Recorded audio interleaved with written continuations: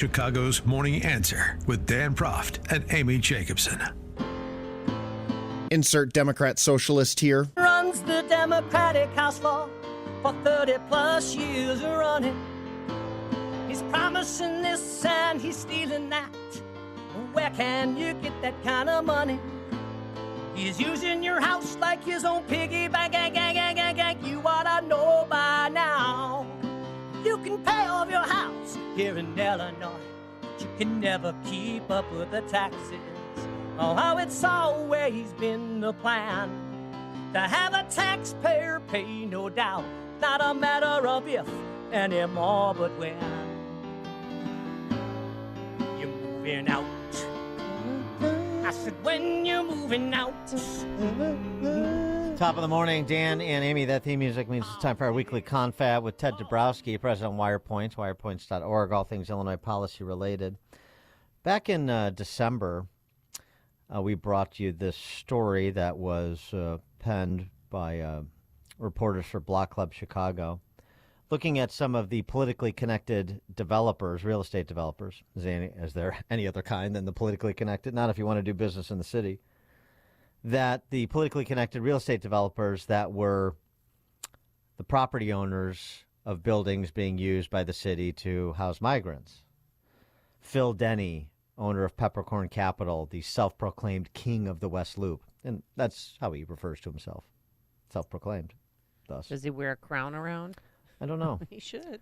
A.G. Hollis, investor, MAB Capital Management, and Scott Goodman, founding principal of Fairpoint Development, also a leader of the team picked by the city to redevelop the Michael Reese Hospital site.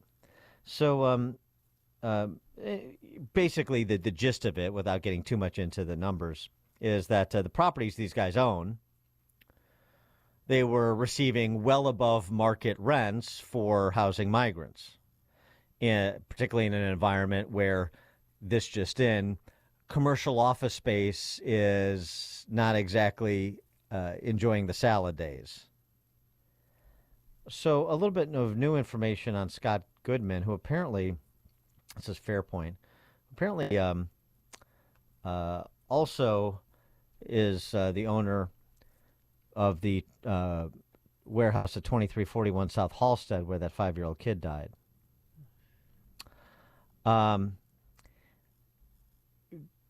Scott Goodman is charging the city of Chicago. This is some legwork that was done by a friend of mine. Goodman is charging the city of Chicago $60 a square foot to lease his property. To put that in perspective, the nicest office building in Chicago, Chicago River Point, is leasing at $53 a square foot. Oh, my goodness. The average price of an industrial lease in Chicago is $10 a square foot, and these properties are zoned as industrial.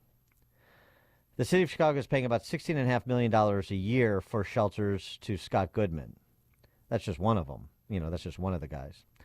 Prior to the lucrative city contract, the 3 industrial buildings sat unleased for 5 to 7 years. They were unleased for 5 or 7 years, and now they're under contract with the city at these prices. Well, who came up with those prices? That's exorbitant, ridiculous amount of money. 344 North Ogden. Yeah. 106,000 square feet, $6.3 million annually, the lease. 1308 North Halsted, 84,000 square feet, $5 million annually.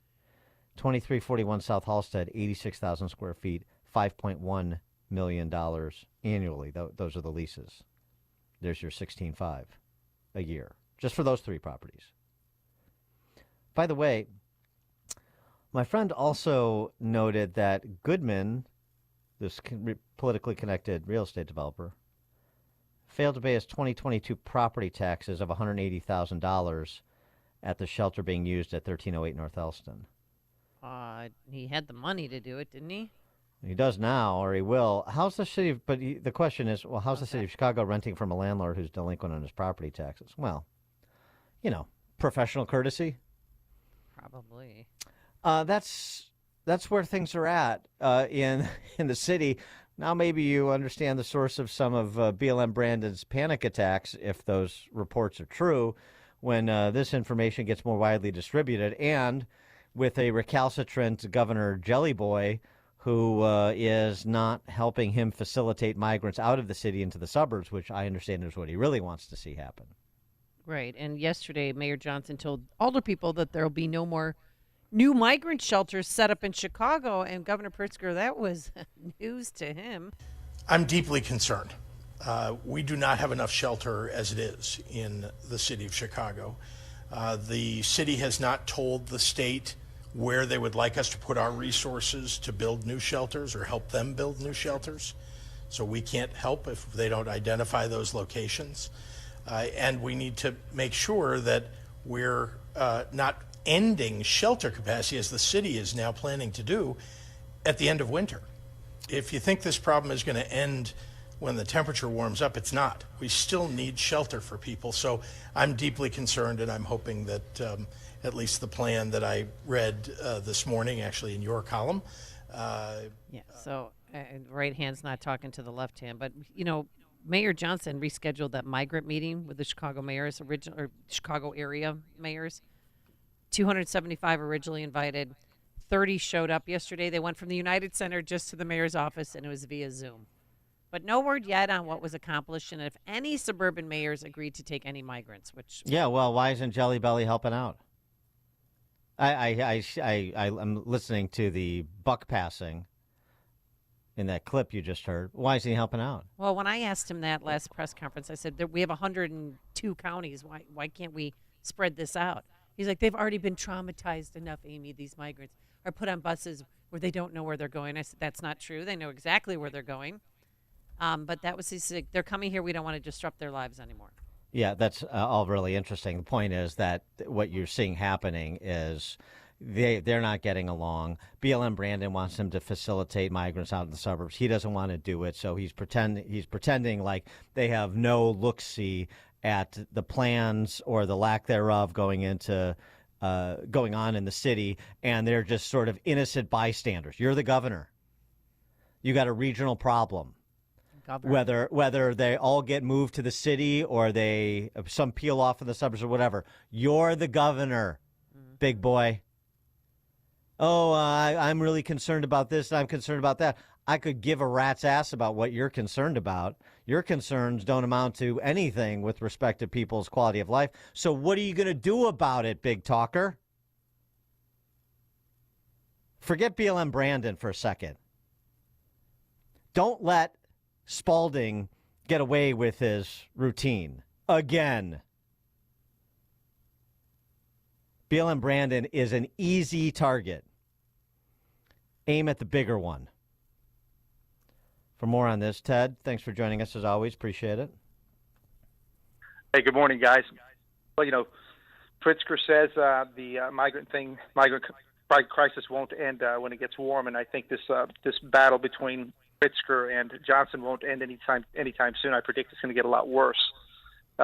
You're right. Johnson is an easy target, but also Pritzker hates how Johnson does things, in my opinion.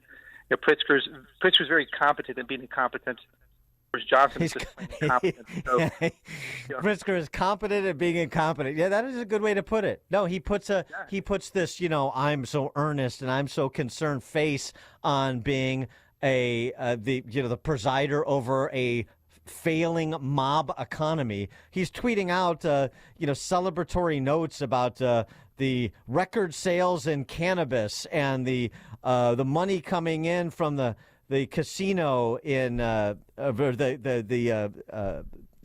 fiscal benefits of our bipartisan gaming bill coming to Danville, right? Gambling, abortion, payday loans, and drugs, and it's great. Drug sales are great.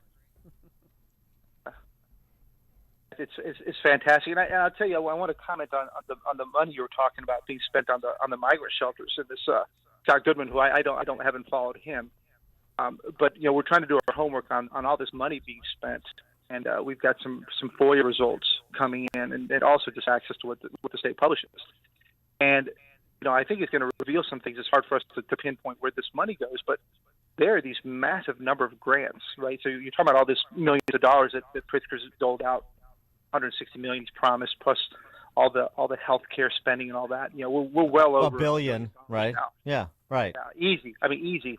And but so you start opening up these, you start clicking, you start getting all these grants. God knows there's so much money flowing to all these different groups. We'll never know what the accountability of that was. And you got to know, just like in this case of these $60 per square foot rents, you got to know that this money is just flowing everywhere and buying off all kinds of people or enriching a lot of people. But unfortunately, this kind of government, we don't know. In this mob economy, as you called it, we have no idea how this money is being spent. Well, here's where they want to go as well, too. This is talk about he's competent at being incompetent. I like that phrase, talking about Governor Spalding. The Department of Human Services is looking to cut $87 million in funding for individuals with intellectual and developmental disabilities. So let me understand something, and I can't believe this is a fight that Jelly Boy wants to pick. Probably just happening, unbeknownst to him. Sort of like whatever is happening below his belt is unbeknownst to him. $87 million cut to funding for social service providers who serve the people with intellectual and developmental disabilities, against the backdrop of what you just said. More than $1 billion spent on migrants so far, and Jelly Belly standing before the docile Chicago press corps. Oh, I'm concerned about this, and he's got to give us a plan to see if we can invest more. We got to build more migrant, blah, blah. Right. All this, and then all the talk, as always happens. Are you listening, all you liberal magpies in the suburbs? Good grief. They're looking to $87 million. I mean, that $87 million in the state budget is chump change. But just the fact, this is how indifferent they are, truly, to the truly vulnerable, while they're playing their politics with everybody else's money, trying to backfill the population of Illinois so we don't lose another congressional seat or two next census. Yeah, and then of course, Johnson wants to raise taxes for quote homelessness. Again, another $100 million purportedly. It's another tax hike, and he wants to do it on the real estate, which we talked about, the doom loop that it's in. So again, that's the craziness too, right? So we take tons of money, spend it on migrants that aren't citizens, and then we turn around and raise taxes and hurt the very city we're pretending that we're trying to help, and it's a cluster. The people who voted for this guy and vote for all those legislators down there, I mean, they cannot be held in low enough repute. They cannot be deserving of too much scorn.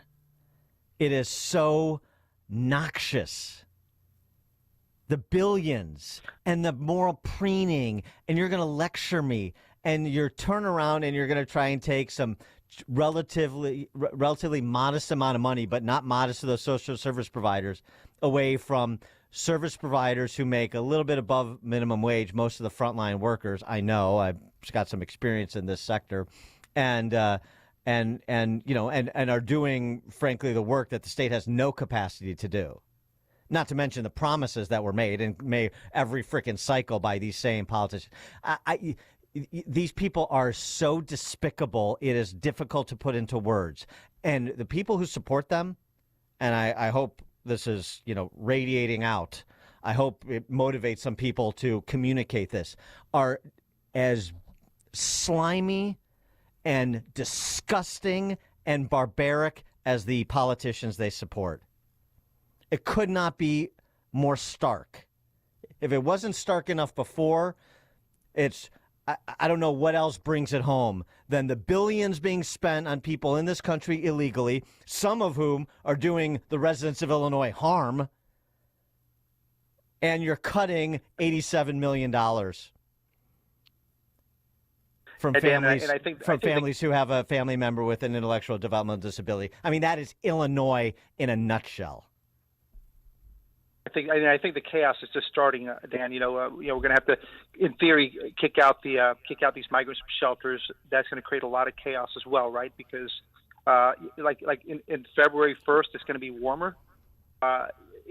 they have no plan, they have no idea, and what we just have to watch is kind of continue to kind of self-destruct. Well, I mean, look, I don't want Scott Goodman to lose his sweetheart leases. That's what's important. Yeah. Scum. Yeah, it's a good deal. Scum, these people. All right, on a happier note, how was your school choice event last night with Ian Rowe? Hey, Dan, we talk about a lot of the problems, but I tell you, it's really inspiring. Ian Rowe and what he's done in the South Bronx with school choice. He told us about taking on the unions. He told us about how they had 11,000 people march over, I forget which bridge, one of the big bridges. They've done a great job of motivating people to push back and fight back against the unions, something we haven't done a good enough job of here. Really inspiring. And then we also had Preston Kendall from Cristo Ray Schools and Jennifer Burns from Classical Consortium Academy. And I tell you, just to be with leaders, with innovators, with people who are not willing to lower the bar, or willing to talk about faith and family and virtues in school, it felt really good. It was a great event. Ted Dabrowski, President of Wirepoints, wirepoints.org, all things Illinois policy related. Thanks for indulging my ranting, Ted. Appreciate it. Thank you, guys. Thank you, and he joined us on our turnkey.pro answer line. Listen to Dan and Amy on your smartphone. Download the AM 560 mobile app today at 560theanswer.com/mobile.